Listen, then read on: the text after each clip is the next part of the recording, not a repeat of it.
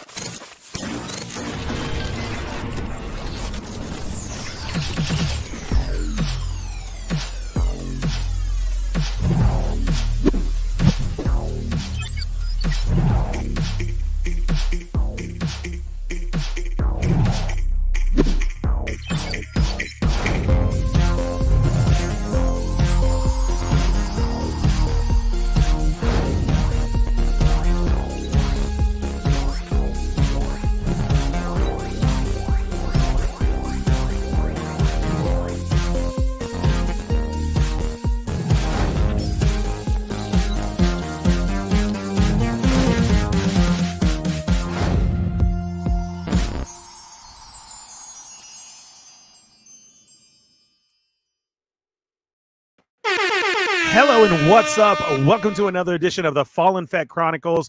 I am your host, the one and only, the Fallen Fett. It's me, Ernie. That means it's Wednesday night. Man, all of you chose to be here tonight. Like, thank you so much. We got everybody in the chat going off. Everybody today who shared, like, thank you so much. All day, I kept seeing it on everybody's stuff. Like, you don't get alerted on that anymore. So that's crazy. I don't know if you guys know that or not. So, like, when you go to share, like, it doesn't come up. Usually in the past, it would say, you know, so-and-so shared your post or anything like that. So I just want to start off by saying thank you so much. I hope you all have had a great week since the last time that we've been on and talked. We got a really cool show tonight. We're just going to sit back and chill. I got one of the homies in the house. None other than Rick, Art with Toys, is here with me today. What up, man? Oh, and he freezes immediately. He'll come back right now. Don't worry. We'll get him back. That's what happened. We were having some technical difficulties, and he's trying to get it squared away. We thought we were good, but we'll see what happens. So let's see. There he is. Almost. There you go. Yes? Yeah, I don't know, man. It's like being weird tonight for some reason. I don't know, bro. I think we're being sabotaged, man. If it ain't people having 15 different streams at this time, maybe now they're trying to tap into us. You know what I'm saying? Yeah. I don't even know. Yeah, they unleashed a virus. Huh. That's a standard here, though. It is, man. What up, man? How you been? Good, man. How are you? Dude, doing great. Doing real good. Yeah, just here chilling out. It was hot today. It is. I know you're almost in the same area as us. We were a little bit hotter today, but yeah, it's getting warm again, and it's quick. It was muggy today with all the clouds and everything. Don't know if it's clouds or UFOs, but whichever one it is, I mean, hey, I'll take it. It's that time the time of year in Southern California where it's like cloudy and dark. Yeah. In the morning, and then the sun comes out and burns it away, and then it's like, you know, the heat comes through, and and like right now at 6, it's still hot outside, and sunny as all get out. Now it's getting to like doesn't start getting late until like 8 o'clock, which is cool, but still, it's hot. Oh man, I love this time of year, just like the days feeling longer and whatnot. So yeah, I'm excited. This is my favorite time to hit up Disney, like on these times, because you get more light and everything. So, all right, Rick is going in and out. So I'm going to hit up the Federation right now. since there's a grip of you here. Thank you again so much. Let's see who's here while his camera gets tapped back in. Oh, here he comes. There we go. Dude, I have no clue. Like I was telling you earlier, I always stream from right here and it works just fine. And for some reason tonight, it's giving me all sorts of trouble. It's not happening, huh? Don't even worry about it, man. We're straight. We can work around it. I was telling them I'm going to say what's up to everybody who's joining us tonight. We got Grumps is in the house representing the Tuesday crew. What's up, Grumps? We got Dario. I love you, Dario. 80s baby. Everyone, remember to check out his brand new show featured on the toymigos YouTube channel, Behind the Lens. It's an amazing thing that he has going on right there. So please show support. And when you're done watching that, go over. He has his own YouTube channel himself that he's also doing. Follow it and go check out everything he's done already in the past. But he has that show. Norin, oh my God, gave him the intro that was just amazing. Shout out to Norin again, still making us crack up and laugh and making me look like a superstar with all his intros that he does. He's been hitting us with some real funny stuff lately. We got Loki in the house. What's up? The Toy Box of Doom. What's up? Hey, all you little cats and kittens. Yo, dude, how do you like your brand new, what is he called? I can't remember the name again. Commander. I just got a new triple changer in, and it's having QC issues, but I'm wondering if it's real. I don't know if people are like jumping on board just to post that theirs is messed up or something, because like I see a bunch that are good and then I see some that are not. So mine came out good. So I need to know, Toy Box, how was yours? Do you Transformer at all, Rick? Have I ever asked you that before? Yeah, I do. I like a little bit. Like I'm not super deep with the Transformers. I have like, the main guys. I typically will collect anything Starscream or Soundwave though, because my daughter loves Starscream. She thinks he's hilarious. Very cool. That's awesome, man. That's cool. Do you have any of the old Masterpiece stuff of Starscream? No. Just usually it's just like whatever I can come across in the store. Like I just bought I found that Coronation Starscream where it comes with the throne. Tell me you found it at Ross. I found that at Ross, actually. Okay. Just recently. I was gonna say, yeah, it's at Ross, man, and that's a good buy. So that's a good one to pick up. Let's see, Fanigan Collectibles, what's up? Thank you for being here. Lucky Butters in the house. Thanks for joining us, man, and all the love and support as always. Matt Logic, what's up? Bang Bang is Fallen Fett Gang. What up, Federation? How's it going to yourself? Marvel Kicks, what up, man? Haven't seen you in a while. Thanks for being here. Ernie, I'm going to try to reload and see if that fixes the issue. Yeah, man. Go ahead. I'll be right back. Yeah, I'll shout out everybody. Go for it, and I'll bring you back in. All right, we got Santo 1414 in the house. Obi-Wan Chingones. Let's do it, proper here. There we go. Orale. And of course, the last one. Master Fett. Yes, that's you, Ernie. Low-key and Lucky. Que pasa, mofos? Hope all are well and that your toy dreams come true. Sounds creepy, but oh well. No, man, that's not creepy. I want all my toy dreams to come true. I need to hit that lotto first and then make those toy dreams come true. For real. I'd be buying crazy stuff. Not that crazy, but kind of crazy. Hola, Federation. Happy Wednesday. Hope all is well. Let's see who else is here. Did I shout out Marcus already? I don't know if I did or not. Marcus Yee, what's up? Oh, I did. I think I just skipped over you by accident. There we go. Marcus Yee's in the house. High School Creations. What up? Thank you for being here, Mike. I appreciate it. I hope everybody got in their orders for Wall XD. He had some amazing sales going on last minute. I was sending out as much as I could to people who were asking me about it. I know some people put in those last minute orders like myself, showing that support and got it in there.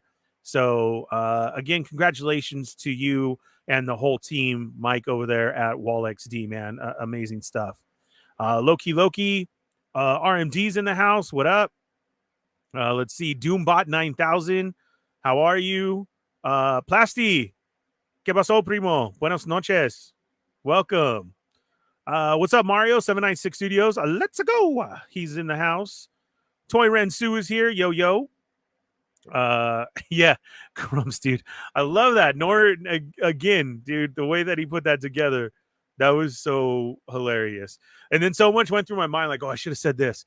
Oh, I should have did this. Like, I was just, of course, you know me, I was just going off the fly, but that was, oh my God, that was freaking hilarious. All right, let's see. Oh, there's Norin right here. What's up, Norin? Played the brand new Transformers one. That was so cool. Thank you for being here. Arizona Toy Hunters Guild. What's up, man? Yoko. Hi, Yoko. Hope you had a good day. Thank you so much for being here. Hello, feet people. I'm real close to getting that started. I need to catch up with bills and pay off some of these pre-orders. You know what I'm saying? Let's see. Arizona Toy Hunter Gear. Are we beefing with Kevin? I don't know, man. I don't know what's going on over there. I know, like I said, everybody wants to do a Wednesday show. It's cool. Whatever. We got replay crew. We got everything. You know, so it's totally fine. We're all good. At least I think so. Unless I missed a memo. Did I miss something? I don't think so. What's up, Moocher? Closing up shop at the end of the day. Getting ready for some Sarlacc coming up at 8 o'clock. Federation, what's up? Who else do we got here? And 796. Everybody saying what's up. Man, I hate that.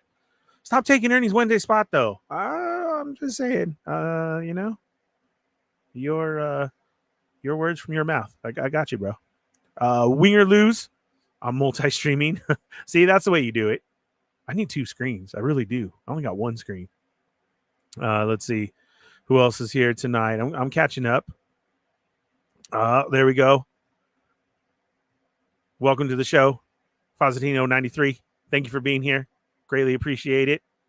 With the knives out for the Tuesday crew, of course. Let's see who else is here.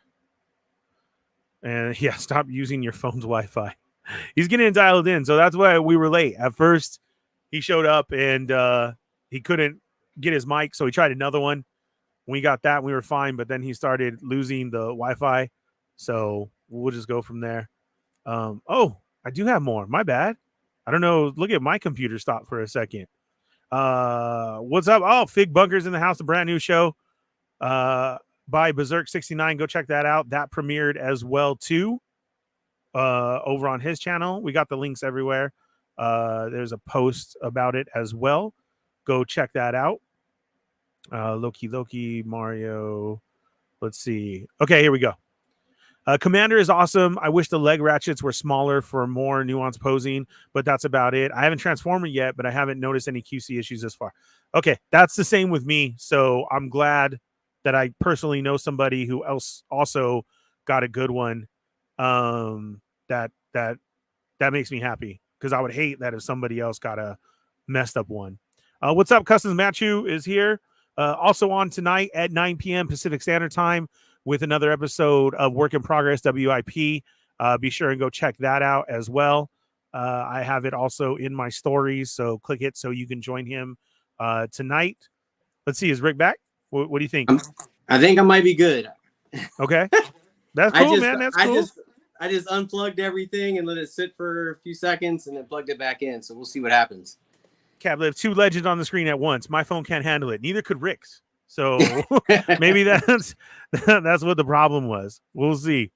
Dano's in the house. What's up? What's the blue line for? What blue line? What am I missing, Dano? Is it on your side, blue line? I don't know what the blue line is for. Dano's a homie from work. What's up, Dano? He likes to watch when he gets home. Big supporter. I appreciate that, dude. We worked together for a hell of a long time. And he watches and everything. He has a nephew who's big time, man.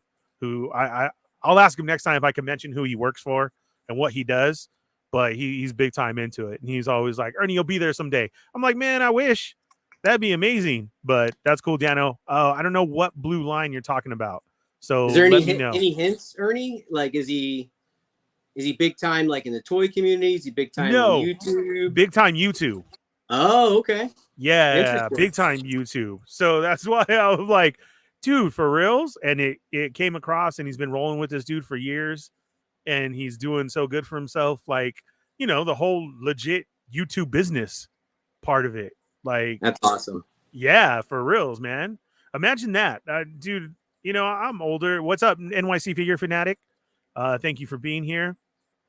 Let's see. Went hunting for Street Fighter figs because my Target showed stock, but they couldn't find them. Oh, man. Have you not got them yet, Mike? I don't remember all your posts, man, because you're on the hunt all the time and finding so much. I'm not too sure if you already had them. Yo, other Rick Jones in the house, and Ernie, what's up? Going on, Rick?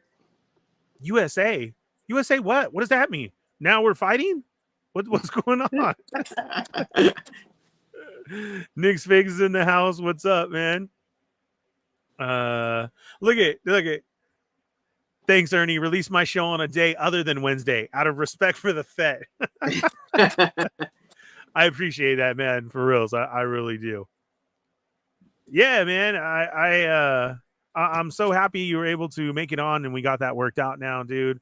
Have you been? What's up? What's new? First off, Ernie, thank you. I can say that every single time that I've been in your presence, it has been a great experience. Like even my family's like, Ernie's so funny. Like when you were telling ghost stories at the BJ's at one time. Was that the last time? Was that the last time I got to see you? I think so, right? No, I might have seen you again after that, but I think that might have been the last time they saw you. But it was funny because like how you're telling the story and then like you're giving the in-person reactions of like, oh, of course, you know. And then when you said that they didn't hook up your something at your house, your new house, and you were telling the lady like I couldn't, man. I just had it again last week where I had to tell it to stop because I couldn't sleep. My light kept turning on. And I was like, literally, dude, like 3 a.m. I was just like, enough already. Stop. Let me go to sleep. Like, just like literally out loud. And it freaking went off and then didn't come back on. I'm like, thank you. Like, so you think the ghosts are attached to you? Yeah. Yeah, I do. And I don't know who or why. Like when I was a kid, I've always felt that and had that. And then as I got older, I don't know. I feel like my grandma is like strong and she was a couple years ago. Like you just feel it type thing. Yeah. One is my uncle for sure, which is weird, where I try to like say something and talk to him. And the reason that I know is my uncle, and this is going to sound weird, of course, but like, you know, everybody knows my old stories from old shows and everything like that. And so the one with my uncle is so crazy, dude, because I get a crazy smoke smell. He was a smoker. So you know that smell of just straight smoke, like out of nowhere, bro. Especially in the house. Like so if I'm in the bedroom. When you smell that, he's present? Yeah. Oh, wow. Yeah. Or I'm thinking of him or something. You know what I'm saying? I wasn't thinking of him like that, but it immediately hits. And like it's so strong, it bothers me. It feels like I don't know. Do you have allergies? Yeah, like especially this time of year, man. Like yes, like right now. Pollen, that's yes. I'm just like everything's like itchy, and I feel like something's on me, and I'm sneezing, and my eyes like So it's like your nose tingles that bad when I smell smoke. I don't smoke. Nobody smokes here. I've never smoked, so it does bug me. You know when it like tickles your nose and maybe like you have to sneeze or something, and it's just that bad smell. Like now that you mention that, so my dad, like the guy I consider my dad, he you know, he met my mom when I was 1 year old, and he basically raised me. So I was his son, you know, even though it wasn't biological. And he smoked, and he would stop, and then he would start again, then he would stop. And you know, like to your point, you know, the smell would always bother me. And then he passed away in 2006. And now that you mention that, like I'll occasionally smell smoke smell, like randomly. And I'm like, where is that coming from? Because to your point, no one smokes. Like, correct. I'm like, we got a candle on, like maybe the candle's like some scent that, you know, is close or something. But that's a trip. And then, like we've moved twice since this, but there was a place that we lived at probably like 5 years ago or 6 years ago. And I remember when we moved in and we got settled, I felt some kind of dark energy. Like, and I remember the years we lived in that place, they were like tough years, man. Like it just felt like everything was a struggle, everything was a fight. Everything wasn't going your way. Yeah. Yeah. And I remember Yeah. one time, like I'm laying on the couch, I'm just watching TV, and like I swear to you, Ernie, like, and not making this up, this like I felt like this black cloud just moved across the back of the room behind me, and I was like I caught it out the corner of my eye, and I'm like, oh, and we got out of there. Yeah. For me, that darkness is a lot. I don't know if I've ever said that on the show. Maybe like a past one, but the darkness for me is real bad. So like even you're okay. Let's say your basic bedroom, right? Like your room, and there's lights everywhere, right? Either if it's from a clock, your TV, usually has a red light and like that. Like maybe like a night light or correct something. No matter what, even the essence of those type of lights in the room. When I shut off lights at night to like call it a night and go to bed and lay there, it always comes and attaches from the top to the bottom, just pure darkness for about, I would say, a good minute 30 or so. And then it clears to where I can see the stuff in the room. But you can see it, you can feel it, and I'm always like, So my biggest one with that, as all the time, is people like, oh, you're full of crap and everything. Well, mine is I have to sleep with a fan.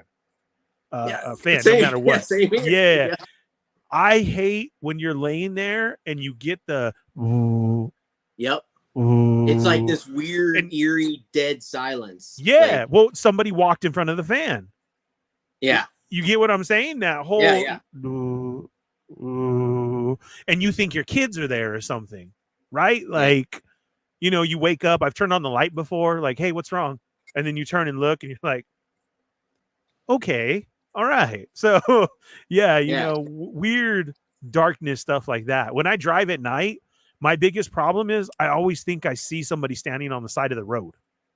Like if they had an accident or something, or maybe there was a car, or like, dude, why is it coming home from Disneyland freeway rides? Why is it 1 a.m? There's somebody walking on the side of the road. And as you get closer, then it like goes away. You get what I'm saying? But as I'm far, you see that shadow like just there. So that's always been. Have you ever visited a place that was known to be haunted, that maybe something like this attached itself to you, and you just took it with you? When I was a kid, no. But stupid Rich, dude, we went one time and he took me to that damn, was it Worcestershire sauce, Winchester House? Oh, the Winchester House. Yeah. That dude, he took me to that to mess with me. And we did a whole show about it. He's like, this is going to be great. And I'm like, Rich, dude, don't do that, man. We went, and then we're there. There was some ladies who tried to start some stuff behind us, and I straight ratted them out to the person who was leading us. I saw them. I was watching everybody. That house is weird. You can already feel it. You can, you know what I'm saying? It's real bad. Yeah. It is real bad. Have you ever been to Alcatraz? No. Yeah, that's a pretty known to be a pretty haunted like area. And like what was crazy was when I moved to California from Maryland, I went to Alcatraz once because I wanted to see it. I heard about it in my life, and I watched the movie Escape from Alcatraz with Clint Eastwood. And so we went to go see it, and then my girlfriend at the time, her parents came to visit. We went again, and then my parents came to visit, and we went again. And I ended up going like 6 times. Like I had, friends come out, and then we went, because everybody that came out wanted to see it. Right. This is when I lived in the Bay Area for 8 years, from 2001 to like mid 2008. And like, I don't know, maybe that was, but then when I lived in Maryland, because it's the older part of the United States, the houses there are very old and historic. Yes. Like the house I lived in was like well over 100 years old. Yeah. And the guy I was talking about, the guy I consider my dad, he was for a while before he became like a truck driver, he was a contractor, and he would people would hire him to work on things. Like he would build like walkways and like additions on houses and stuff like that. And the houses over there, there's a lot of them that are so old. When you go in the basement, there's actually like rooms that take you to the Underground Railroad, like what used to be the Underground Railroad. Yeah. And so I remember he was working on this lady. Her name was Della, and she had owned an older like stone house, and she had that room. She's like, "Oh, would you like to see it?" And we went down there, and it was really cool because of the history of it. But it was just like, wow, like you know what I mean? Just like you can feel the it, history and how old, and you can feel something. And I don't know if it was like one of those places or what, but yeah, like it seems like that stuff kind of attaches itself to you. Now, for the most part, all my experiences have been fine, other than like the 2 years I was in that house and it was tough. Where stuff started getting dark. Tough. Yeah. No, I've been there before with all that, man. And you say the basement, that same house where Rich took me, we were in the basement and something happened there, and that's where they talk about it. So there was a huge bang of a shovel in the bottom of the basement that had happened, to where I looked at the worker and I straight turned to her immediately, and she was white as a ghost. That's when I knew that was not a setup or something was real. The other dude came running out, and he started saying something to her, and I had to get out. I was like, nope, get me out of here. Get me out of here, dude. I don't know. I don't care what you're doing. And then he straight said completely out of the house or just out of the basement? Oh, no, out of the house. That was the end of it. I was done. I went outside. It's rainy. Yeah, I was no more. Like, okay, here's your content for the show. There you go. Whatever you wanted to do. This is too much, dude. Yeah, that was really, really bad. It was so loud. Everything happened. They knew something happened. And then this fool says that he took a freaking one of the coals from that bottom of the basement that we were in. And I'm like, dude, you're not supposed to do that. Like, what are you doing, man? Haven't you ever seen the Brady Bunch? Like, you don't do that. And so, it's always, like you're saying, historical stuff. I don't like that stuff because you feel that, you feel the oldness of it and everything. And then sometimes, like I was saying, the smelling of the smoke, God, it's so strong and it's so bad. And to me, I wonder why. Like, what's up? Why are you here? And what do you need? And I do feel like it's my grandma, because my grandma used to be that person. The whole lighting of the candles, bless your house. Like you said, the feeling and stuff going wrong. Oh, I've been to her many a time of, look, I don't know what it is, what is wrong, but you need to do something, and you stand there with the candles and she's blessing away at you. And I swear to God, like, it's okay. There you go. Slowly you start taking into effect. And it's pretty bad, man, of that stuff. But maybe it's crazy. Maybe because, like you said, you look to her for that assurance and that, that safety or whatever, or, individual you could go to make you feel, better and positive. And, because my grandmother's like that, but she will tell you how it is when she has to. Right. And my grandmother, like when your grandmother like yells at you, it's really weird. When they're like, your grandmother like is mad at you. Right. And I remember the first year I moved out to California, it was, I came out in October of 2001, and around October of the following year, I was like, you know what? I think I'm just going to move back home. Like, this is not working for me. And I miss my family. I miss my friends. And my grandma is advocates of like trying to keep me in Maryland. She's like, oh, you grew up here, your family, your friends are here, you're familiar with the area. Well, I called her a year in, and I go, I call her my mom. I'm like, my mom, this is not working. I mean, I'm just not happy, and I don't know what to do. And, and what was crazy was it was expensive then, and it's gotten, it just gets more and more expensive to live out here. And I remember she was like, I think that's a stupid idea. She goes, you've been out there a year. You might as well stay now. Like, and I'm glad, like, I'll never forget that moment, because that was what she said right then is why I stayed. I was like, she's right. And, getting through those times is, it makes you, and all in all, like later on in life, here we are 22, 23 years later, you know, it makes you better, you know, Yes. it makes you tougher. And yeah, so that might be like, you know, maybe she can feel it, and, you know, like her having presence there, and, you know, and then you like realizing she's there, and then you feel, you know, you have that reassurance, like maybe that's her purpose in the afterlife or something, you know? Yeah, and I can totally feel that, but then sometimes it's weird because, like you're saying, right? So sometimes things don't go your way, right? And you're feeling that certain type of way. So you're like, okay, you're putting two and together of why it's going on, right? So this has been about 2.5 weeks now with my light, and I don't know what is going on. So here's the other end to the story of what just happened yesterday morning. So, okay, the situation with the light is it's above my headboard.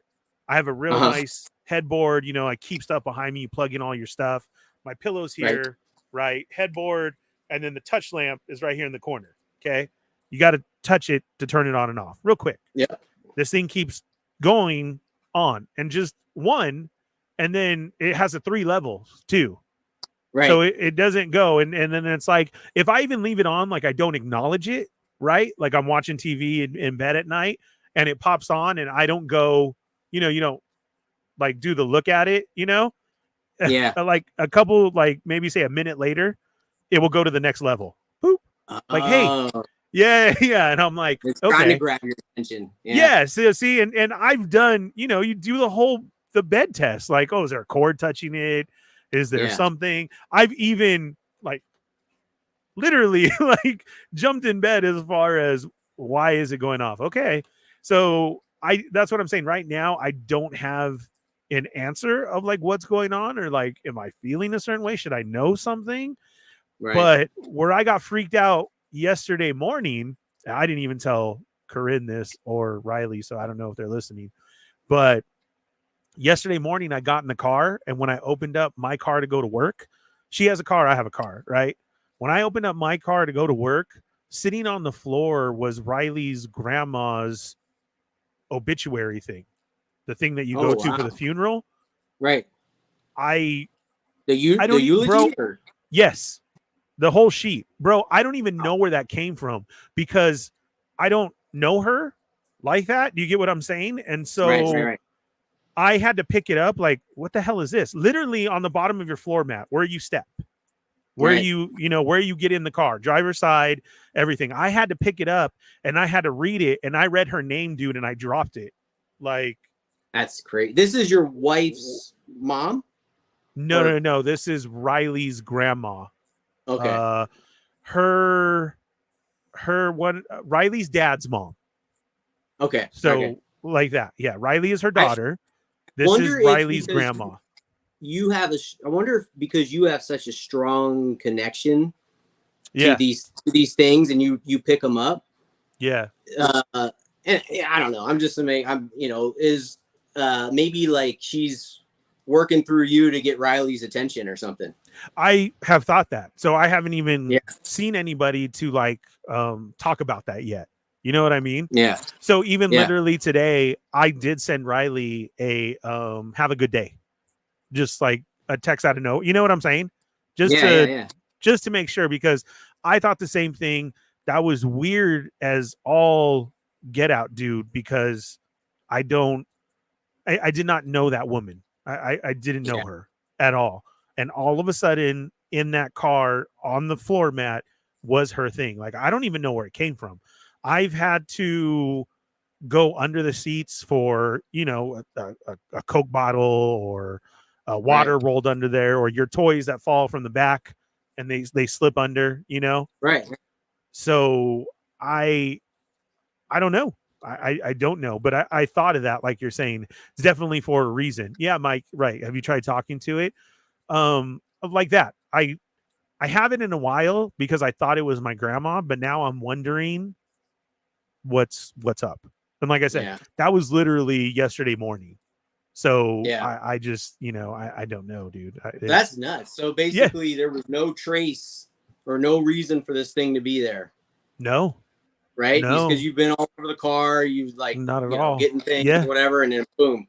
It was It wasn't, because you know how like in the back of the glove compartment things can sometimes fall out. It wasn't in there either. No, that's totally got cleaned out. I would say last year, because my nephew works on my cars. Yeah, okay. He had to change that filter that's in there. Oh, he had told me about it. So he had to take the whole damn thing out to get to that filter. So I know for sure I've never put any of that crap back because it was just crap in there. So I threw it all away. I got my Geico stuff in there. You know what I'm saying? Yeah. That's Heroes in the Cupboard. That's like Walt's light in his apartment at Disney. Yeah. That one goes on and off. There's videos of Walt walking around the park. Yeah. I love those. Have you seen that? Yeah. Dude, one of the things I love most about just Disney in general, and my daughter has, you know, she's like, she likes it too. You know, one, I like the history of rides, or like the remnants of rides that are left over, or, you know, when they convert a ride to something else, but then they tell you, if you walk in and you look up to the left, see that little thing? That's that's a remnant of the last ride, or that's to pay homage to this ride. But one of the things that I find so interesting is like the haunted, like the ghost tales, and both Disney World and Disneyland, they both have them. The Disney World, I don't know so much, but I know all the Disney ones. Yeah. For sure, there's been a lot. The Disney World ones probably aren't as prominent. Yeah, obviously Disneyland's much older, but what Disney World has that I always find interesting, because at the time that it was made, and when it kind of like hit its stride, that was a time where Disney was kind of struggling, right? So they had all these ideas for rides, and then they would scrap it, or they would do like a toned down version of this, you know, especially like places like Epcot, where you know, like Horizons and all those old you know, old rides or whatever that are long gone, or the building's been knocked down. I just find all that stuff interesting, man. Like the decisions that a multi-billion-dollar company has to make, and why they make them is sometimes it's just script, you know. Where they take out Disneyland, man. Yeah. Disney has a bunch. Do you remember have you ever seen the one where there was like a ghost that walks out of the Haunted Mansion and walks like down the sidewalk out of the front of the Haunted Mansion and out through the gate? That's Walt. Yeah. That's Walt. And you see the outline of him. So if you match up old videos of him walking through the park before, it matches. Like hand in the pocket, everything matches his aura. You know what I'm saying? So that's him. And they say that one a lot because that was going to be his favorite, and he didn't get to see it get done. Yeah. So they talk about him visiting it a lot. There's a point in the attic where I always feel, you know, I hate it. And I'm like, okay, we're almost there. Is that before or after the bride? It's before. It's the transition. It's the transition from the ballroom to the attic. There's that really dark section right there. And then you start to see the attic, right? As you go and you turn. I always feel just so, okay, come on. I don't know. I always pray, don't stop. Because there are points of Haunted Mansion that stop for people getting on and getting off, right? Yep. And then they'll say, this is your ghost host. Your carriage just hit a temporary stop or something. Yeah. I'm always praying that's not the spot, dude. Please let me go. And then the other one is, and there's a brand new Haunted, I saw RMG say it earlier too. There's a brand new Haunted Mansion movie coming out, and that trailer looked good. Like, I'm excited for it.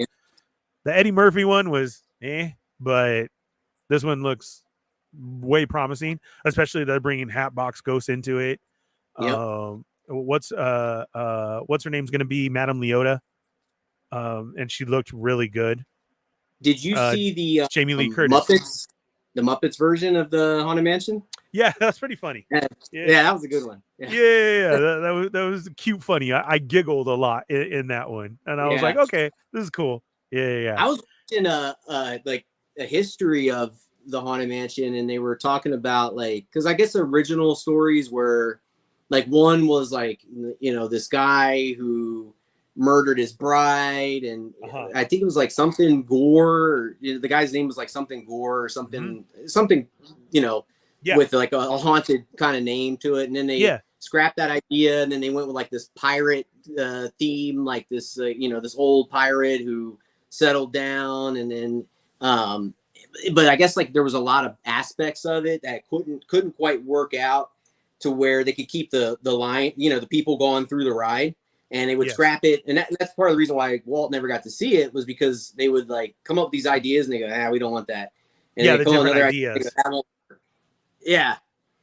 And like the original guy who came up with the first 2 stories, I think, left the project, and then they brought in 2 other guys and they wrote something for it. And then I want to say they had a falling out or something. And then, so it just took so long. So it's kind of crazy how like it's kind of become an what do they call it, amalgamation or whatever of like kind of all of that.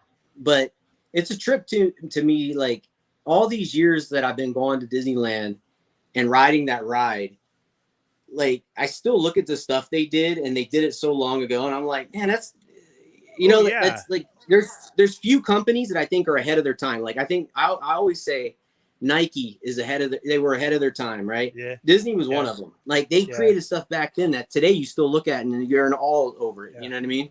Well, look at Pirates, and like you're saying, Mansion, Pirates has never changed.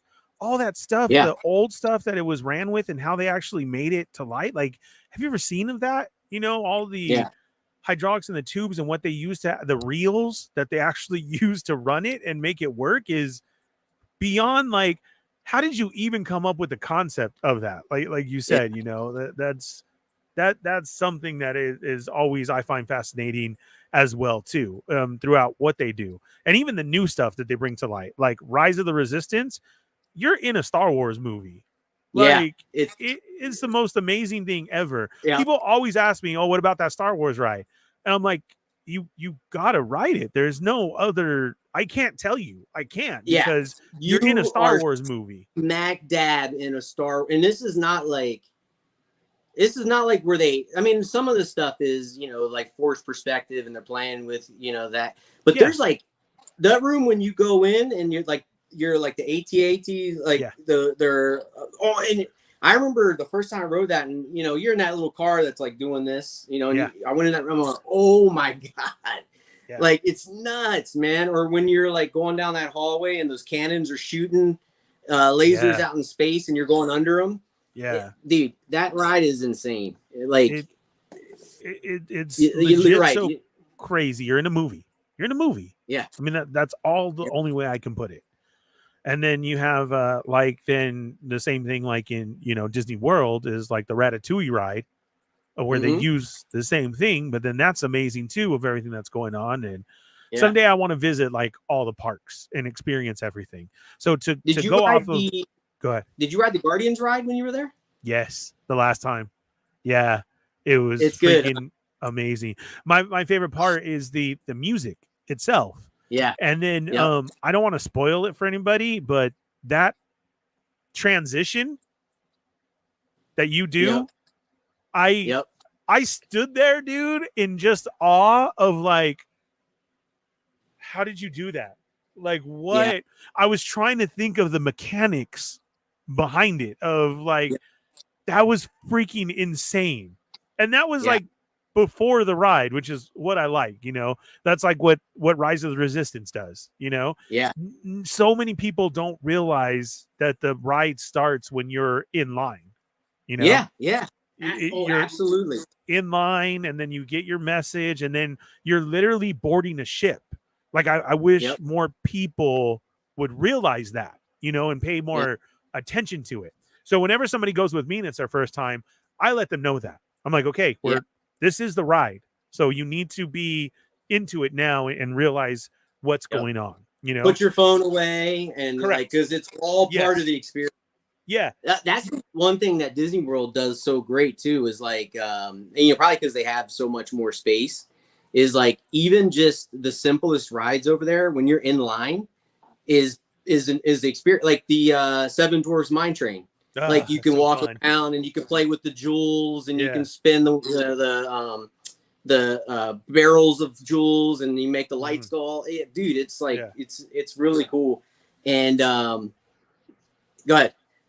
Felipe says Tower of Terror is better in his opinion. Felipe, no, there's a whole new ride in Epcot that is a brand new way to do a roller coaster inside that is based on Guardians. And if you rode Rise of the Resistance, they've done the same thing with Guardians. How we're saying you're in line and that is the start of the ride. They did the same thing with Guardians, and something happens in there which tops Rise, in my opinion. Rise is great because it's part of the experience in the show, like you're saying. Right. You take off from Batu and you're in a ship, and you need to realize that. But like, and you can feel it moving, like you're like in the you're standing and you're flying. You know what my favorite part is when you get brought on board and you pass the force field and the lights match up to the video. That is that amazes me, and I hate how people miss that. Like you hear it, you see it visually, like everything. That always is like my favorite part of we just boarded the destroyer. Like we're on it. That's my favorite. So yeah, our Rise here, Felipe, in DCA now, we used to be Tower of Terror, and they turned it into the Guardians ride. So that's they just did it different. But the new one is a brand new roller coaster inside. That is amazing. That I recommend to everybody. And the music is what killed it for me, because again, you get different music that can go with it. And the ride and the experiences of the ride and even the speed of the ride all syncs to the music. Yes. So you know what I mean? Yeah. I know Wade goes all the time too. Yeah. Well, when he gets to visit out here, I know they've planned quite a bit to make sure if they're out here, they're doing a Disney day. So I've never got to see him there yet, but I know they're big Disney heads too. Yeah, man. I love that one. That one is way cool. I love all the differences they do. I'm like you. Sometimes I miss the historical stuff that is there that has been removed, or the switches and everything. But I'm with them. They have a plan, and it works, and it really makes it happen. And I just recently, my kids got a pass, so I've been get to hang with them, and my kids are way older now, so it's a whole different experience. This last time when we took my two middle ones, I took Jacob and Kaylee to Disney World. We were doing Kaylee's graduation and her birthday, and that was just like one of the greatest times that they're older. It's way so different. And this last time that we actually all went together, I mean, like everybody went together, I was stressed. I was really, really like, what am I doing here? And I love the point that Corinne makes me realize, like, your kids want you here. Go. It's that whole divorced situation. But what are you going to do? Like, my kids are older. They really wanted it to happen. And we did. And it was a great freaking time, man. And we've been back so many times I get so excited. I get to relive those points with them now. You know what I'm saying? And then, like, I'm making these new memories at the same time with Corinne and Riley also. And Riley and my girls blend together so well, and they're all trouble when they're all together. It was great. So I'm so happy at that point. I feel like I'm experiencing it again for the first time and making memories. But at the same time, my kids are remembering things from back in the day that I didn't even realize has stuck with them. You know what I'm saying? It was just an automatic all the time Disney trip for us. Yeah, you guys are here. So much as they got older, they got sick of it. And it was like, no, I don't want to pass this here. You guys go ahead. And I'm like, what? Yeah. Like, why? And so, to be able to go and go with them and re-experience everything, man, it's been so much fun. And then I hear them say stuff that I taught them of like hidden Mickeys and everything. I hear them telling people, and I sit there like all proud dad. I'm all, Yeah, what was crazy was my daughter pre the pandemic. I think the last time we took her was 2015 or 2016, right?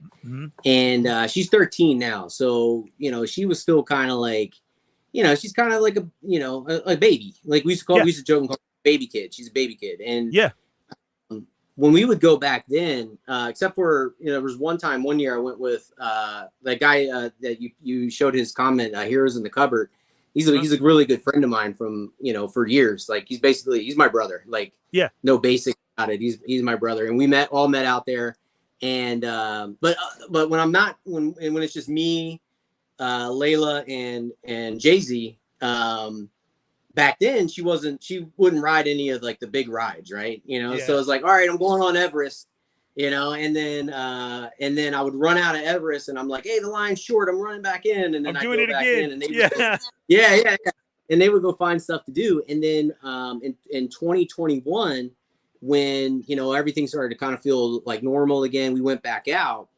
And at that point, she was 11, and or she might have been 12. She was 12, but it was the first time she'd been back since she was like a baby kid. And I remember like walking in the Magic Kingdom, the first, and that was what we try to do. That always the first one, right? Just like the experience of the original park over there. And she just tears come down her eyes. I'm like, why are you crying? And she's like, I just can't believe we're here, you know? Because of like how everything had played out the years before with the pandemic. But what was cool was that year, and then last year when we went again, she's at a point now where she'll get on all the thrill rides. We rode Everest, Ernie 5 times. Like, dang, we went after another. You just kept getting on. Yeah. Well, we did the first one. We did the first one was me, Layla, and Jay-Z. And Layla will do the thrill rides, but she'll do them once. And then if we're like, hey, we want to do it again, she's like, you're on your own, go do it. You know, I got it out of my system. So yeah, me and Jay-Z go back on, and then we rode it, and then the park was kind of starting to close down a little bit, and it, you know, over there it's tropical weather, it rains off and on. And so the rain had kind of like cleared out some people, so we're like, boom, back in, come back out, we're riding it again. And like literally, like at one point we go, as long as they're letting people back into this ride, we're just gonna keep riding it over and over. So we rode it. We ended up riding it 5 times that day, but we rode it 4 times in a row. But that's another one, dude. That's another one. If you go watch like the videos of how they constructed that thing, and like how they do the track switch, the switch over to make that thing work. It's crazy, man. Have you ever got to ride the front? The front, the back. See the eagle? All of it. The eagle to the left. That's way cool. My very first time riding it, I got to experience the very front, and that was my first time. And it like dips back. Yes. Like I was like, okay, what is this? What is happening? And I remember I go like that, and I look over, and I'm like, oh, okay, there's an eagle right there, because it just, you know, it does that. That's all it does. And I was like, oh, okay, that's not real. But oh god. And then everything happens with the ride, and that was pretty crazy. That's a good one too. And then like historic, like the Yeti at one point was a full animatronic, and now it's like they had so many mechanical issues with it. It just stands there, and they flash lights on it to make it feel like it's moving. But it's too really much to replace. It's almost like the Haunted Mansion incident. It's way too much. That whole, like, that's a true story. In the Haunted Mansion, there's a spider web there, but that's because a dude shot a gun in there, and it cracked. And back in that day, and this is just like barely a year after it had been open, to replace that glass back then was like over $1 million. It's a whole sheet of glass. So their only way to fix it was to put a spider web there. And then that's there. And then the same thing with the Yeti on Everest is it's broken. It costs way too much to fix. So they have the strobes, and you're going by so quick, you think it's moving, you know? It's in your head. So that's a crazy gimmick, and all that they can do to do that. Or how they're switching over these rides like Mine Train. Mine Train is so fun, and it's a Snow White ride. They've turned it into a coaster type, you know? So I really, really enjoy that. I did not get to ride Tron. I wanted to ride Tron. We missed it by a couple days. So that will be next on my list. But like, cause I'm a Tron fan, and I saw the stuff. The store wasn't open, anything. So I wanted that jacket. I still want that jacket. They have everything. Are you guys like that? Do you guys buy merch when you go or no? Yeah. Like Yeah. stay away from it. One year, it was, well, the year we went back after the pandemic. I kid you not, Ernie. I don't know what I was thinking. I got like a 6 a.m. flight out of Florida back to California, and I was probably thinking like, you know, with the time change, like we'll get home really early. So we were up that night trying to pack everything, and I mean, we had all kinds of crap. We had, you know, like my daughter was buying like she bought Loki ears, like the Mickey ears, but they were Loki themed. Yeah, those ones are nice. Yeah. Like we bought it's a like a drink. I don't want to say like a hydro flask, but it's like kind of like a hydro flask, and it has a straw and everything. But it's the Scream can from Monsters Inc. And Riley like, just when got you're drinking, that. Yeah, it's so cool. It's so cool.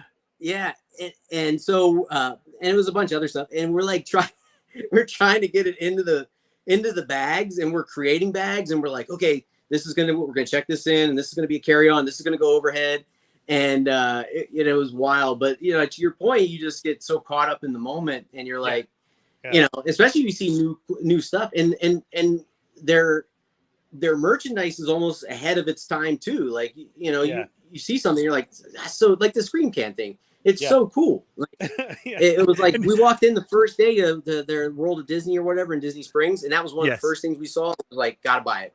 Yeah. And again, where are you going to put this, and how long are you actually going to use it? It doesn't matter. I want it now. It's the coolest thing I've ever seen, and it's going home. We've never drank out of the thing. See? Yeah, exactly. Exactly. But you'll show it off, right? Oh, look what I got. Yeah. I mean, it's so much like us with our figures, to where we can only show our cool figures to us, you know, or you stylize it with all your freaking badass pictures and like that. And I'm like, ooh, I like that figure. But Disney stuff, we don't even use it. We don't even care. It's like, ooh, look at this mug. Look at this. I mean, look at what I'm drinking out of right now. I have to hunt these down immediately. Now I'm like, oh, new cup. I got to go get it. Yeah. And awesome.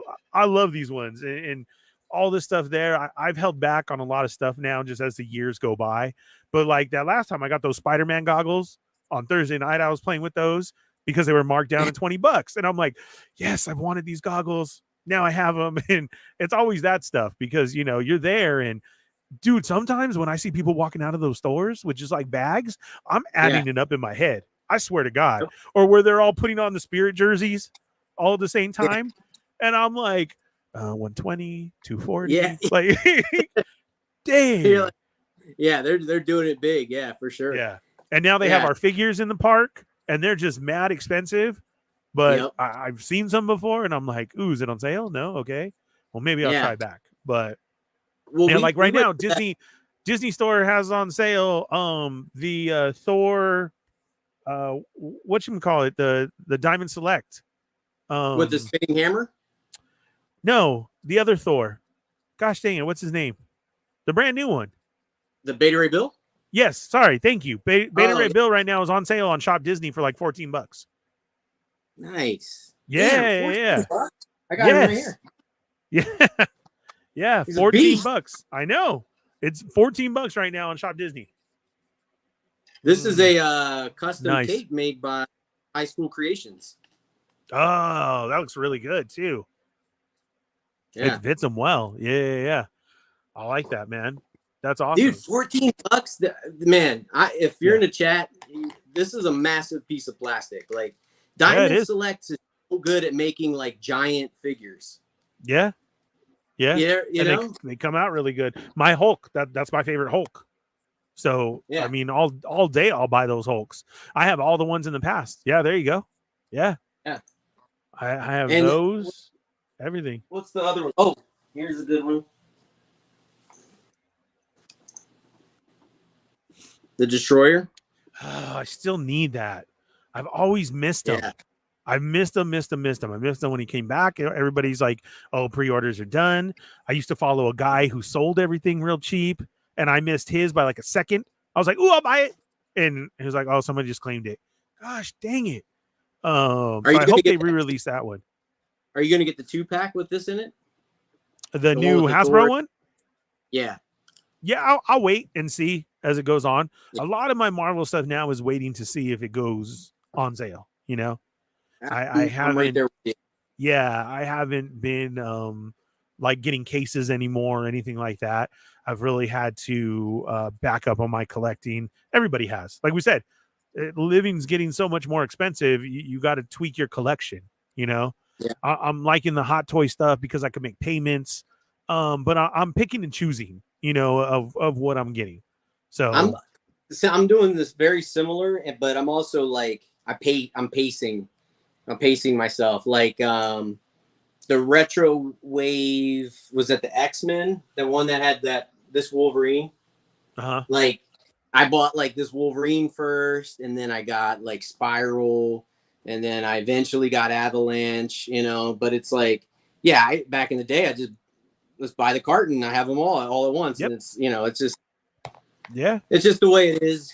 But you know what? I think it's good. You know, I think like for us collectors and, you know, obviously the people in the chat and other people in the community, like if we keep doing that, you know, it's going to start, you know, you're going to start seeing the impact of it, because I think now you see figures come out, and I think these companies like Hasbro will say, all right, let's put this figure up for $24.99, right? You wait a couple months, and then you just randomly search it on Amazon, and they're like, you know, $19.99 sale. And you're like, so it's like they almost like test the water to see if they'll sell it for the $24.99 or $25. And some people will buy it at that price. But then eventually they just, you know, to get rid of them, they just like, all right, there's the regular price that you guys are used to. Go ahead and buy it. And then sometimes they just don't even go clearance. That's exactly what I feel. I'm trying to hit the clearance now. I'm trying to teach myself, just wait for clearance, because those retro ones you're talking about, I've never seen them. I've never seen them go up for order in like the places that I visit. I know where I can get them, but I'm waiting till they go on sale. Like, but I want them because like I have them all, and it is driving me a little bit crazy. And then things happen like the Spider-Man retro ones, and I have to have that because I'm a Spidey dude. So there is a difference of like, you know, I'll just wait, or oh yeah, I pre-ordered it. And it's like, why? Because it was Spider-Man retro. Like, I need that. I have to. So yeah. I'm very similar, like with Spidey. I think my three go-tos that I'll pretty much get anything of is Spidey, Iron Man, and the Ninja Turtles. Like, and like the Ninja Turtles, it's the crazy thing is that unless like the way the figure is made, there's some form of a QC problem, and like the whole line is that way, I won't get it. But like the figure could be bad, and I'm like, let's throw it in the collection with the other ones, you know, just to have it, because you know, I love the Ninja Turtles. So you stick with what you have. It's like all my freaking Boba Fett's. I get so mad that they keep reusing the same one. It's like, but you bought it, didn't you? Yeah, I did because I got Boba Fett, but I still bought it because like right now, dude, we're in a time of collecting that's so crazy is that there's Boba Fett's on the shelf, like those Target ones and everything right now. The ones on the cart. That has never happened ever. So I'm waiting. I need that one because it is Boba Fett, but I'm going to wait for that mug to go on clearance because all the other ones did, and they sit there the whole time. And I'm like, that's unbelievable to me to say that Boba Fett is just sitting on the shelf, like being a peg warmer with Lando or something. Like that blows my mind. You were to tell me that, you know, 10 years ago, I would have laughed in your face. Okay. Boba Fett's just on the shelf. Even like what, 3 years ago, maybe 4. I remember being on the live with you guys on the toymigos live, and we were all just like, you know, obviously with the pandemic and the shortages and shipping, and remember, you know, all of us were frustrated, you know, walking in the stores because you just couldn't find anything, and it was like when you found something, it was amazing, you know, and like in just all the short years now, you could go in. Like I walked into a Target today, and they had the whole Guardians wave, and they had a bunch of the Target exclusive Yondus, and you know, it's like that stuff back, you know, even just pre-2020 would have been sold out. People were hunting it, you know. And I was going to say, scoop it up. You yourself would have scooped it up, and then as you do, then you're calling the homies. You know, why did I get this? Oh, okay, let me see who needs it, and then you know, like that. So I'm with you, man. It's crazy. Like I can't believe I saw in your post you left the Street Fighter figures. You were not. What the hell? I was like, dude, is Rick sick? What is wrong with him? You're not interested at all in them? No. So what happened was Bryant, MCU collector. Yeah. He's really only into Hasbro, and so he found Ryu at a Target, and he's like, "Hey, I found Ryu," and I kind of just thought he was going to keep it, and because like so many people like that these Jada figures, like they're really good and they're in high demand right now, and like. Yeah. He goes, I really don't want this. You want it? And I go, yeah, I'll buy it off you. So he sent it to me. And then like a few days later, he found Fei Long. And he sent that. So And then so I had looked at probably, I don't know, 14, 15 Targets, never seen them. And then Bryant sends me those. And then the very next day, like I opened Ryu the night before. And the very next day, while Fei Long's in transit to me, I see those Street Fighter figures at Target in Chino. Yeah. And like, could I, do I need to buy them or I don't know. And I was just like, you know what? I've had such a hard time finding them. It would probably make somebody else's day if they walked in and they found them. Totally awesome. Great explanation. Now you're off the hook. I'm like, okay, he's fine. He's good. Yeah. And that is good. Because what a feeling, like I said, when I found mine, I was one of the early ones way back when. I was on that very first round of, they posted that they were there. I went and hunted them and found them and then kept my mouth quiet. And I was like, oh, these are beautiful. So yeah, I know that feeling. And as a collector with so many out there, that's cool. That's awesome that I had them. So, Brian found them, then handed to you. Good job. Very, very, very awesome. That's cool because I love them. I think they're good figures. I can't wait for more and like that. My others, I'm just way too into G.I. Joe right now. Like I keep seeing your shirt and I'm like, what's his shirt? Yeah. What is it? Oh my God. Oh, nice. Yeah, that one's dope, dude. I love that one. That's cool. I need me a G.I. Joe shirt. I think I don't think I have any Joe shirts. We might be able to make that happen, Ernie. Cool. Yeah. I can get some shirts. Yeah, of course. That's a dope one, man. I love that. My Joe collection is way like I just got in those retro ones. I got in the Zartan and the Storm Shadow, and I'm so in love with all the G.I. Joe stuff that they're doing. That's the main part of my collection right now. Oh, where did you get that? Did somebody print that? Dude, I found this at TJ Maxx, and it's a little bit small because it's made for like I think 1/18 scale, but I don't know. Like to me, it fits like perfect. Like he doesn't need it to be huge. And what is it supposed to be? It's a snowmobile. No, I'm saying like what line? Like oh, it was like those army figures that they make, and they come with like the guns, and sometimes they'll come with bunkers and like all that other stuff. It was in a box set with that. That's what I was gonna say. A box set. Yeah. Yeah. What? It was like $6.99. It was perfect. Oh my God. That's dope. Yeah. I like it. Yeah. I think it looks good. That's why I was like, oh, what is that? That's dope, man. That's dope. I like that a lot. Dude, I'm always like hunting like things that I could like put with other figures and make combinations or display, somehow work it into a display or something. And then obviously like the pic, taking pictures, it's like, heck yeah. I remember I found like this, and I've talked about it before, like this wooden boat. And I remember I sent a picture of it to Wade, and I'm like, I found this wooden boat like at a craft store. And he's kind of like, oh, that sounds cool. and then, I did a picture with it, and he's like, oh, that's what you were going to use it for, So yeah, dude, I'm always like looking for like little things. And then, and then if it's not already like ready made, then I start thinking like, what do I need to change or add to it or paint in order to make it fit, and yeah.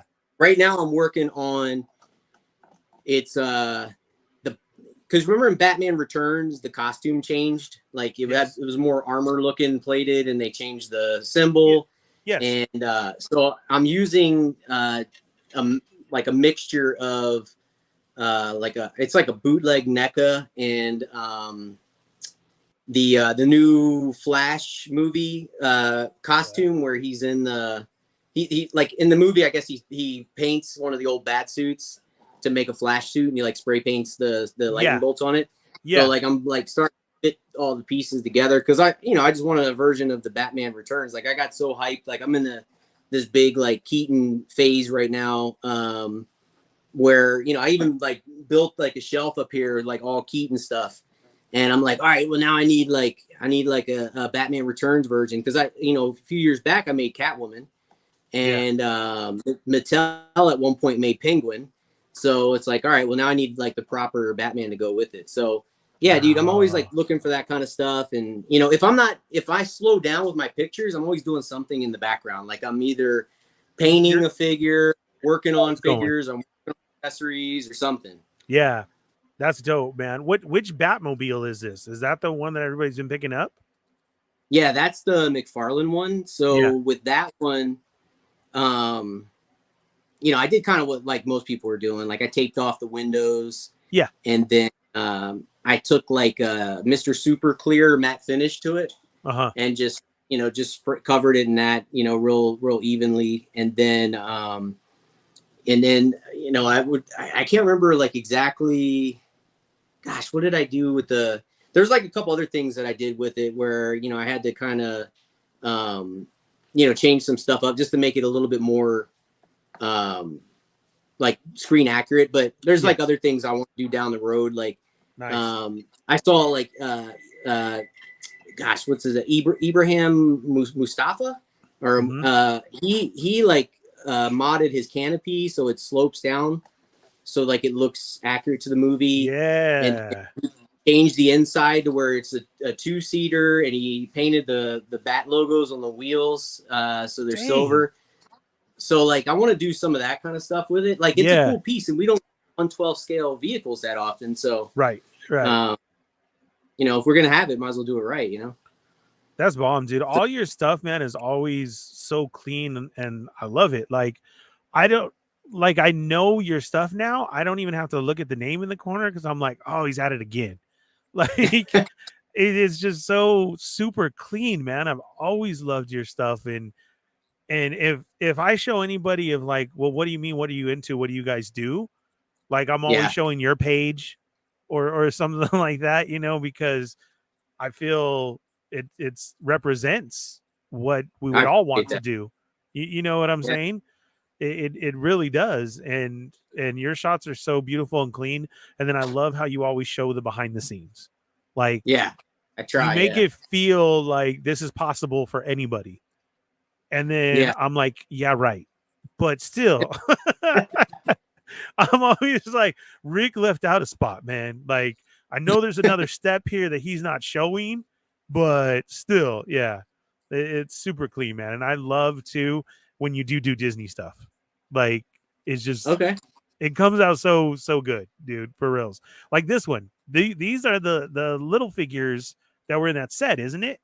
Yeah, they were like is it Funko made those? I think so. It was real quick, right? Yeah. What's that? Yeah, it was last year, like real quick. Yeah, they made like Darkwing Duck, I think, and they made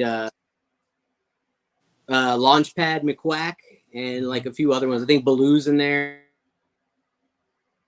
Yeah, it came out later down the line. That was those, and I had them sitting around, and I right at the time I took that, I was watching the it wasn't Mickey's.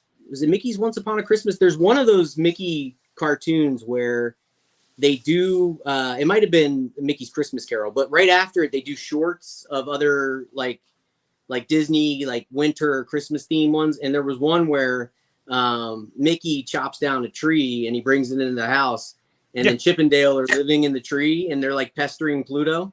Yeah, one of my favorites. And, so I was like, and there's a big old Christmas tree near us that we we go to visit and we just go there to stare at it, you know? Yeah. And I was like, oh, let me bring Chippendale with me and stick him in the tree and, you know, see how that works out. So yeah, it came out pretty cool. And I don't do a lot of outdoor shots. So it was kind of fun to be able to like, you know, do something outdoorsy, but also, you know, use like the environment around me, I guess. Yeah, absolutely. And it came out so clean. So good, man. I've always wanted to ask you about this one too. Is this the Super 7 Big Figs one or no? Those are what, let me, you know what? I had one here still in the box. You know what? I got it. Hold on one second. Because I always wondered that because you had this drop like at the same time that the Super 7 Big Figs were released. And I was like, yo, did he use one? Son of a, what is that? These are made by Playing Mantis.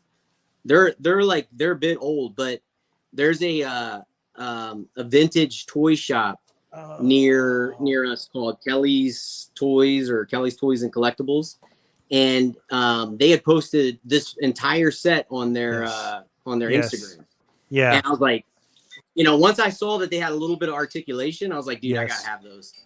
I remember now. I went and grabbed. I didn't get a chance to use all of them this Christmas, but you'll see these out of package, you know, this upcoming Christmas. I remember I had them because there's also Goofy, as the ghost, right? And there was, yes, I had those. And then it was one of the situations of I had to freaking return them. You know, they came What out happened with them? During the holiday. Just one of those. I bought everything. I bought it, spent way too much, and then had to end up taking it back to grab something. You know what I'm saying? One of those situations where you picked toys over what you should have been doing because you'll make it work out, and it didn't work out. And I remember I had to get rid of them, bro. Yeah, for reals. Yeah. Yeah. I was so now that you showed that, it clicked, and I was like, oh, son of a, I let those go. Those are really old. Yeah. Yeah. They're really old. I think I paid $80 for the whole set. Shut up. Are you serious? Yeah.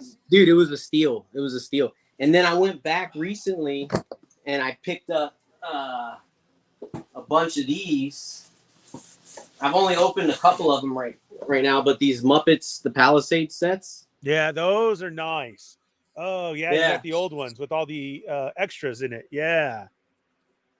Oh, nice. Dude, these extras that are in these are so good, man. Like, this one comes with like a treasure chest. It comes with a fire. I mean, these are all great props. Like, dude, this one I'm hyped on. Yeah. Look at this one. It comes with a popcorn machine. Oh, yeah. I remember that. Yes. Yeah. Yeah. So those Palisades ones are legit, dude. Finding those is very rare. Those ones types like that with all the accessories and everything in it. Dude, that's a good toy store you have next to you. Damn. Yeah, dude. So what she was telling me with the Palisade sets, she said that this couple collected all of them and they had them like displayed in a closet or something. And then one day they were just like, we got to get rid of this. And they took them all there and like they have the entire set, Ernie, and they have like all the little like you know, the Swedish Chef's Kitchen. They had the kitchen. Yeah. They had the science lab. They had the spaceship, and they had the backstage. The backstage was $600 though. Oh man, I want the backstage so bad because it looks like an apartment building. Yeah, it does. Yeah, it was beautifully done, and like I said, everything that comes with it is just amazing. Yeah, I'm just going through your Disney shots here, man. So those I know are what magnets. these are. Yeah. You saw they were at Spirit Halloween. Yeah. Yeah. I knew what these were. And I saw that and I was like, oh, freaking Rick, man, that's beautiful. I can hear it. I love when you can hear a picture. So that came out super clean as well, man. Yeah. I So love it. with those, I painted them all black, and then I dry brushed pewter, like a pewter paint. Mm-hmm. And then I dry brushed a concrete, and then it came out like that. And then I took little pieces of like craft moss, and I put I just randomly like put glue around the the statues, and then I stuck the moss to it. And the bases that are under those talking heads, those are like wooden. They're like wooden bases. My girlfriend found them at one of the hobby stores. She goes, "Hey, will these work?" And I was like, glued them on, and they came out perfect. So I painted those black, and then I made them look like concrete too. That's awesome. That is so good. And then just like your simplest stuff is always so clean to me, man. Thank you. That set was from Disney World. Yeah. And it's people like miss out on stuff that's out there. Like you're saying, I'm one of those that always is, because I don't do it. So that's why, but I always have something in my head and find it like, oh, this would go great in a picture. Like you're saying, you know, that stuff that you find, especially in like those sale aisles or anything, you know, some of those dollar bins have really cool stuff, like from trees to back props and everything like that. Well, and like with these shots too, because they're animation, right? So I'm constantly like that wall in the back is an old like wall I made like when I first started doing toy photography. And it has like that like a castle or dungeon kind of feel to it. So I'm always like, okay, like I'm looking at the colors of the figures, and I'm like, okay, in this one you got the brown, the browns and the tans and the reds and the whites, and with the with Sir Hiss the green. So I'm like, okay, what light can I bounce off of this to kind of give that the contrast to like make the figure kind of pop out. You know what I mean? And then I just like I use the settings of the camera to turn the saturation up a little bit just to give it a little more of that animation feel. But yeah, you like the biggest thing is like framing your shot, and I always tell people I work in thirds. So in this particular case, he's in the center of the picture, even though like Sir Hiss is like off to the side. The subject is in the center. So like if I have 3 subjects in the picture, then I'm looking at, okay, how do I have one in the left corridor, one in the center, one in the right? Or I did a Dr. Doom one a while back where he's like standing on the edge of a castle, but he's completely off to the left, and then the whole center and the right part of the picture is like the mountains and the snow behind him. So yeah, it's like, I'm constantly just like trying to like play with the pictures a little bit to make them pop, and then filling the shot too. Like you see, I threw the columns in there and stuff like that. Yeah. It's fantastic, man. So fantastic. I mean, you have a whole row here of Disney from Buzz to there, and I love them. They're always on that Buzz shot. So kind of a cool thing with that, I did a long exposure. And you can see in this picture, I take the shot and then see those lights are on their finger lights. The shutters open, so I'm pulling the lights back, and that's how I created the hyperspace. Is the long exposure, kind of stretching the light out. Oh man, that is just Jesus Christ. That's amazing, man. How long have you been doing this? I started in 2016. And I started like everybody else. Like I was taking pictures of the stuff on like a coffee table or a shelf. And then I started buying things here and there. And then, it just evolved, man. It's like, it's a muscle, right? The more you use it, the stronger it gets. And, you constantly have to challenge yourself, like, how can I make this better? And I'll tell you right now, Ernie, there's shots I take that I scrap. I'm like, I'm not happy with this. And then I just, I'll take down the setup, and I'll tell myself I'll come back to it. Or if it's just an idea that I just don't want, I'll move on to the next thing. Yeah. Tom and Jerry. Tom and Jerry. Yeah. Those are cool figures too. I love it. I've always been after a set of those too. The one with Scrooge and Goofy. Yeah. So that Scrooge is, I think, one of those Funko figures too. Yes. Yeah, and he was. Goofy, the Goofy, I made him see through. I did the long exposure with that too. So I hit the button, and then the shutter opens, and then I pulled Goofy out of the picture, and it just left the ghostly image of him in there. So it's all tangible. Like, it's not like, I'm not photoshopping it or anything like that. I'm not layering in other pictures. Like, I'm really like just taking, it's like live in front of me. That's great, man. I freaking love it so much. That is so cool. So what Goofy is that? Because I could tell you made him yourself. That was so that Goofy is the Disney toy box. Yes. And I took the hat off, and then the robe is from the Tales from the Crypt figure, I think it was. And the NECA one? The NECA, yeah. Yeah. And then the chain is just like a chain I got from like the craft section of Walmart, like where they get like the, how you can make your own jewelry. I just grabbed something that looked like a chain and ran with it, That's amazing. Like I said, I love your Disney shots, man. Those are my favorite. Jack, everything. Yeah, the Jack is the Jack one was a trip, so that was a family effort. So in the picture, Zero is, again, he's a ghost.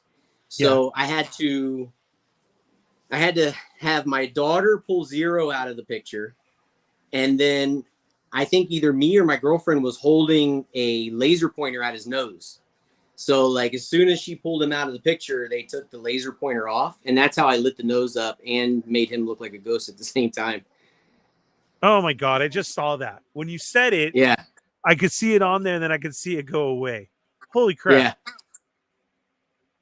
Jeez, so you got 3 people doing stuff. Yeah. They're my helpers sometimes, like my lighting crew or something. That's the toy box one as well, too, right? Yeah. I love those toy box ones. I always tell people that. Yeah, they're good. They're good, man. They're great, and they're great for stuff like this, and they like and a lot of them come in those real traditional looks. Like Mickey has like the red shorts and everything.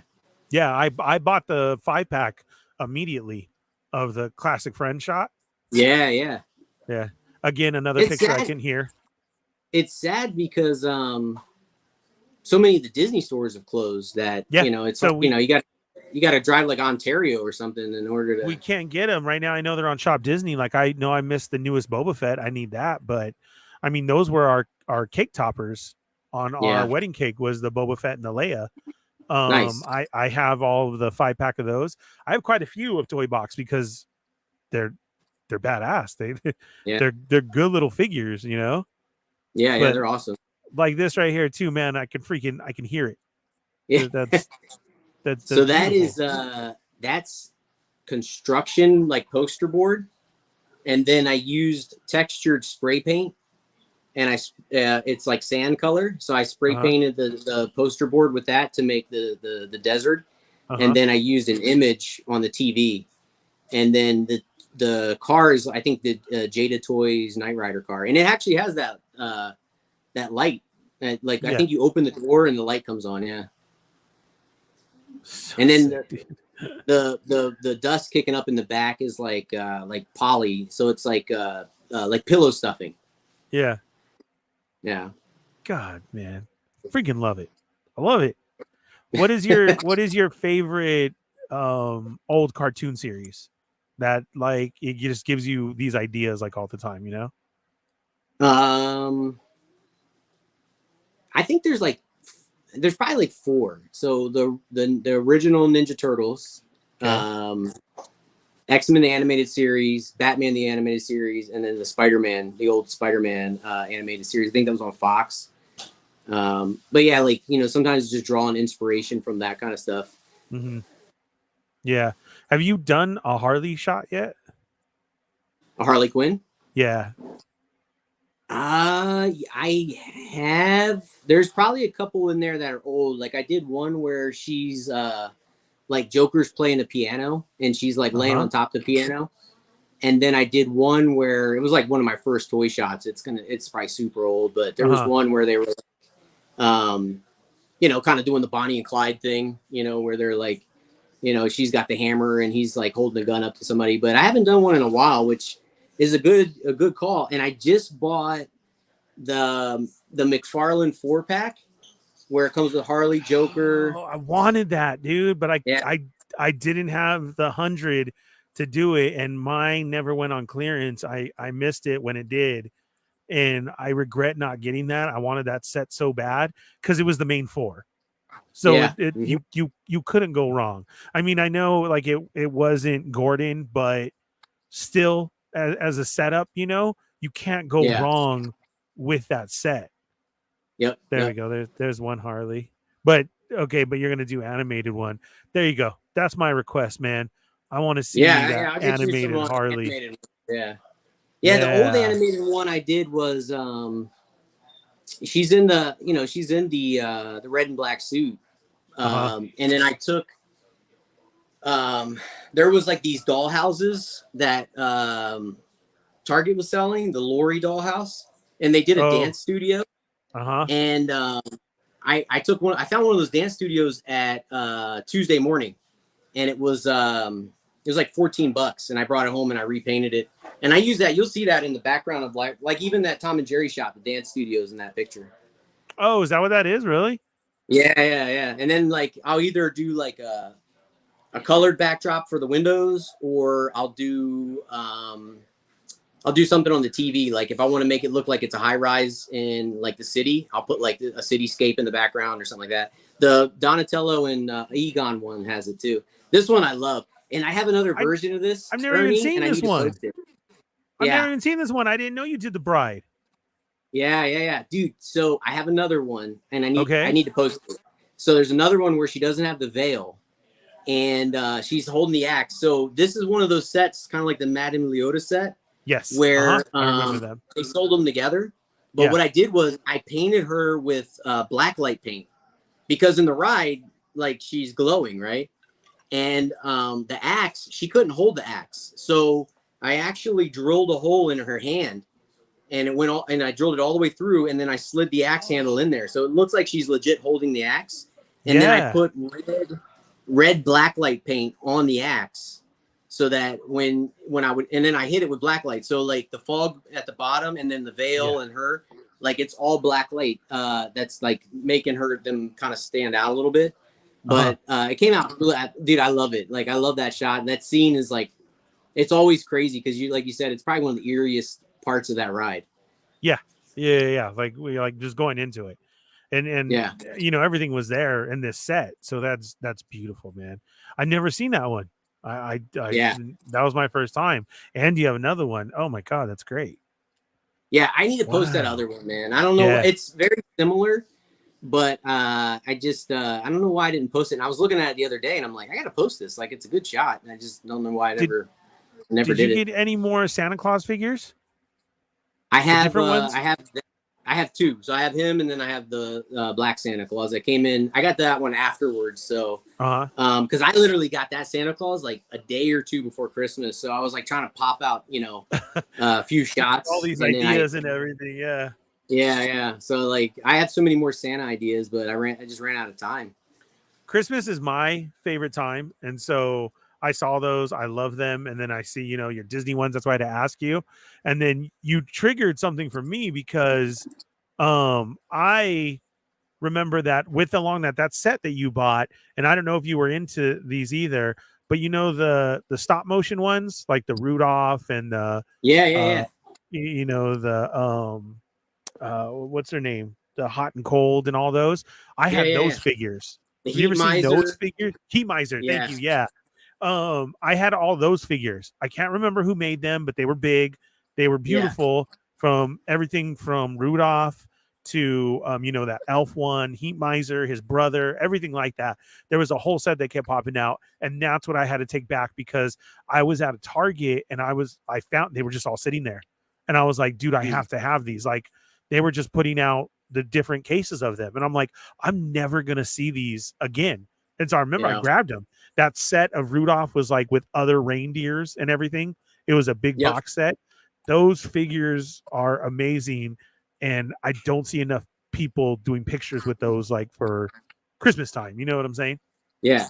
You know what's crazy is, dude, that's a good point. Like I need to try to track some of those down, but they were good. you know, like if you walk in somewhere and you see something that you think is going to work, yeah, the odds are it's going to work, you know. And like Target, you know, talking about Christmas, I walked in one time and in the $5 zone in the front, they had the little reindeer, and I think they were supposed to be ornaments. And I'm like, these will work in a picture, and I made them work, you know. And sometimes, like, you know, if the scale's not right, you know, you put them in the foreground of the shot, or if they're too big, you know, you may put them in the back of the shot or something. But, you know, whenever like an idea strikes you, you know, one thing is when you have an idea, just log it in your phone or something, right? And then, you know, and then revisit those ideas. But it's kind of like what I learned about with the toy photography is like sometimes you'll get inspiration for a shot, and you may just be able to walk into your, you know, the area where you shoot the pictures and just set it up and do it. But sometimes you got to storyboard it, you know, like almost like when you're making a commercial or a TV show or something. And like sometimes I'm like, okay, this is what I want to use as the backdrop, and this is what I want to use as you know, the trees, or this is what okay, I want to rock over here. You know, the picture with Scrooge and Pete. So I literally had to like think of how am I going to get the perspective from below looking up, because that scene's in the movie. Yes, it is. Yeah. The grave is made of cardboard. So I took 3 pieces of cardboard and I painted them brown for that the dirt look, right? And then on the sides, that's just like craft grass. Yeah. And all of this is sitting on glass. So basically there's a sheet of glass above the grave. So like it's sitting on the sides of the grave. And then the glass is on top, or I'm sorry, the grass is on top of the glass, and the figures are on top of that. So you can't tell there's glass there because it's clear. You're looking straight through it. Right. But it's really what's kind of holding everything together and you know, allowing me. And so now I'm shooting from down below up through the glass, and you know, kind of the subject of the picture, you know, obviously Scrooge and Pete are, but the main subject is the tombstone that he's lighting up with his name on it. So, but I'm like sitting here and I'm like looking around. I'm like, how am I going to do this? Because I've never shot something from below aiming upwards. So, and I'm like, okay, I can use a piece of glass. So, and I always joke around, like you'll see sometimes my behind the scenes shots, like I'll set things on top of like these glass candle jars that my girlfriend buys. Yeah. But for some reason, they just help with like holding up pictures and sets and like elevation and stuff like that. not what you were exactly thinking, but it's still going to help the shot. Yeah. And then occasionally she's like, "Have you seen my you know, seaside scented candle?" And I'm like, "Yeah, it's up here." Yeah. I'll bring it down a second. Sorry about that. Yeah. What peat did you use? That Pete is that came in a box set. So the same company that made those individual figures made an exclusive box set, and it had the Giant, it had Pete, and it had Jiminy Cricket in it. The Giant. Yeah, but the thing is, I didn't find that at that store. I got all those single figures at the store, and then I found out that set existed.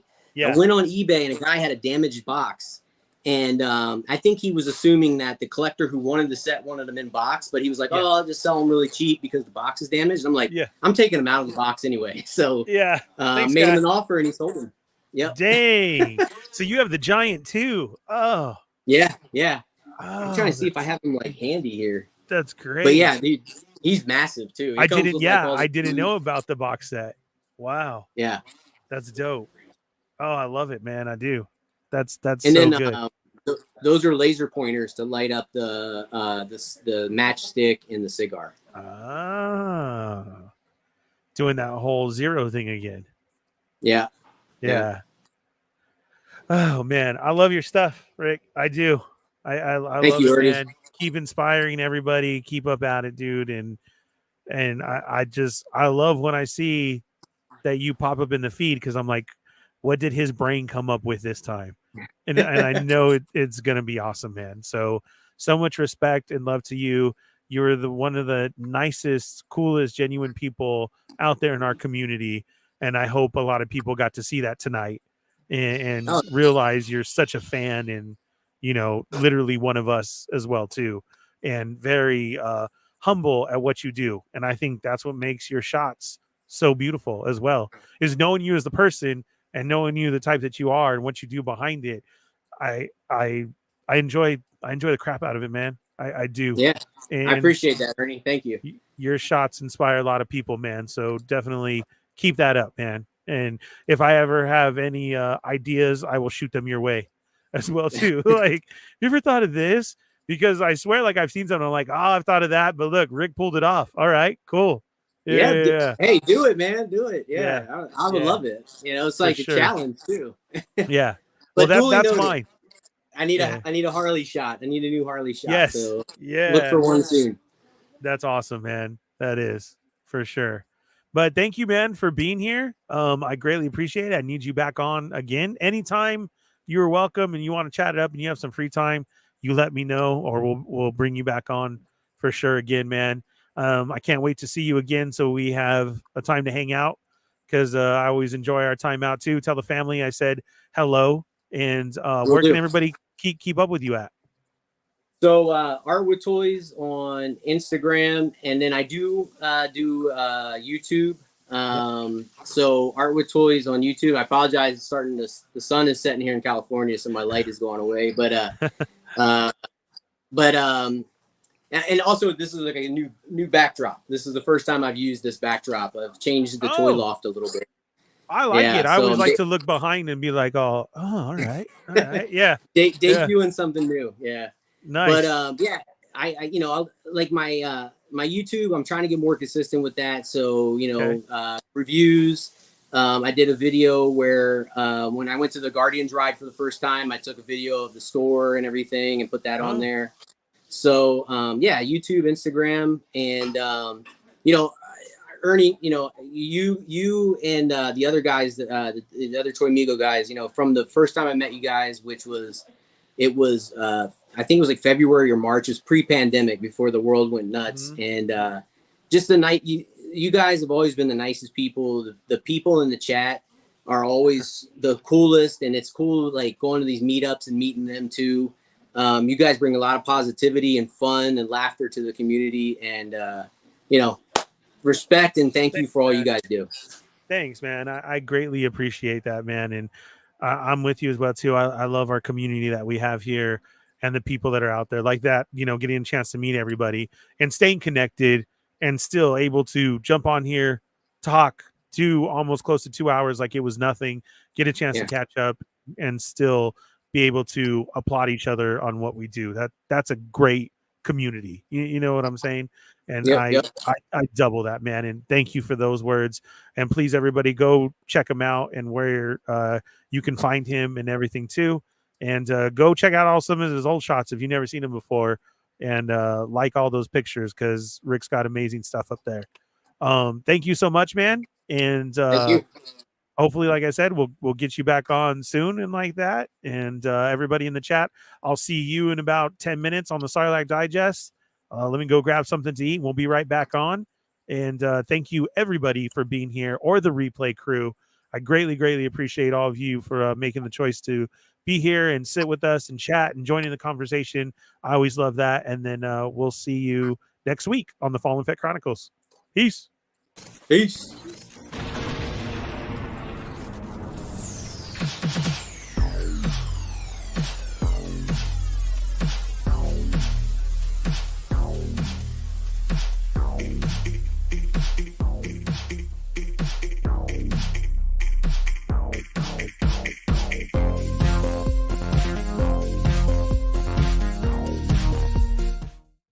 You're going the wrong way. Face the other way. Okay, yeah, okay, do it again. All right, ready?